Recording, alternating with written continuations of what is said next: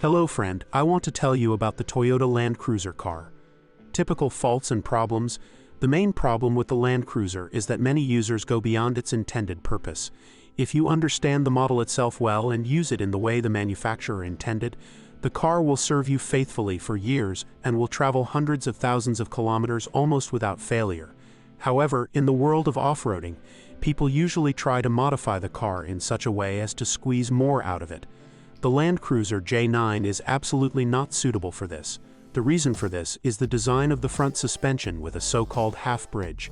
The middle part is a rigid axle casing, but with half axles protruding beyond it on joints.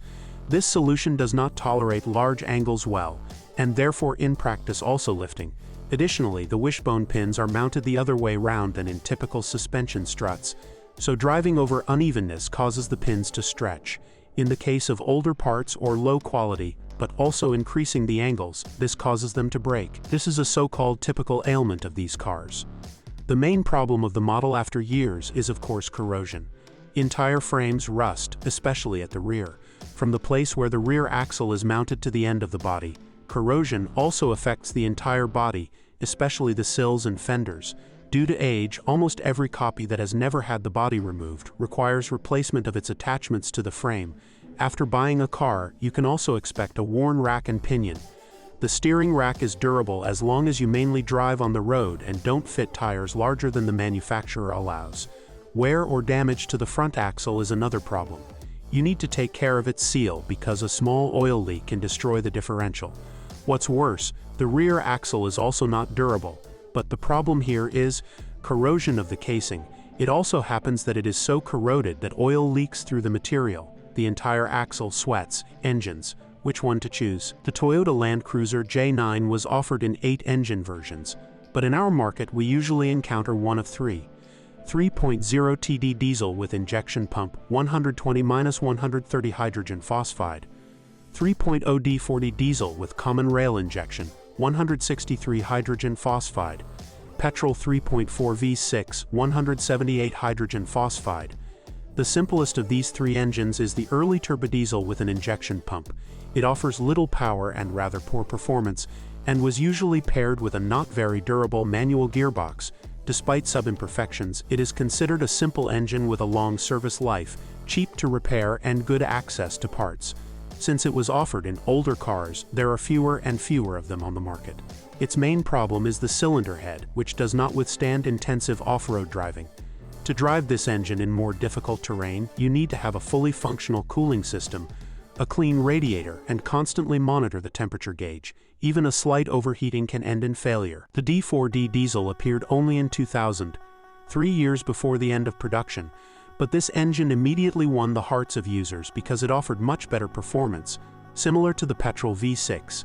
At the same time, this engine, with similar use, burns less or the same amount of fuel as the older unit, and almost twice as much as the petrol engine. Unfortunately, the first 3.0 D4D was somewhat of an experiment and not a completely successful design.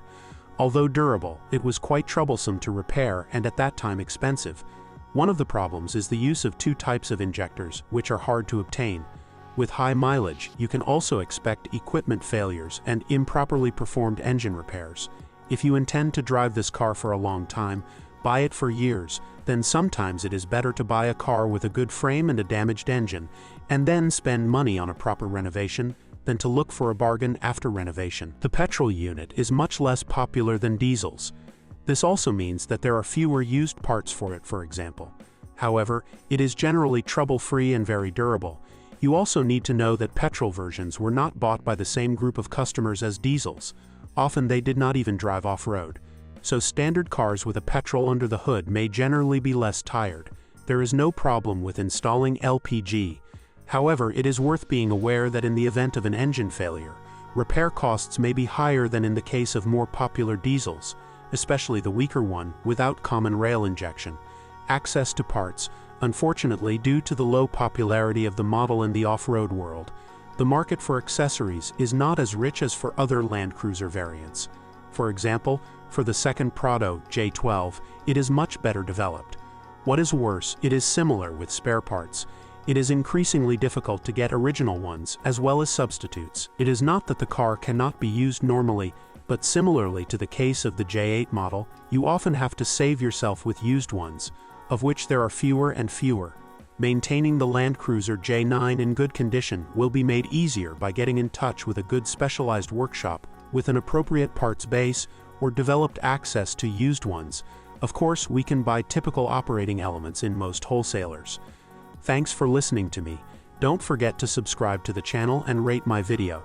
If you know any problems with this car that I didn't mention, be sure to write about them in the comments.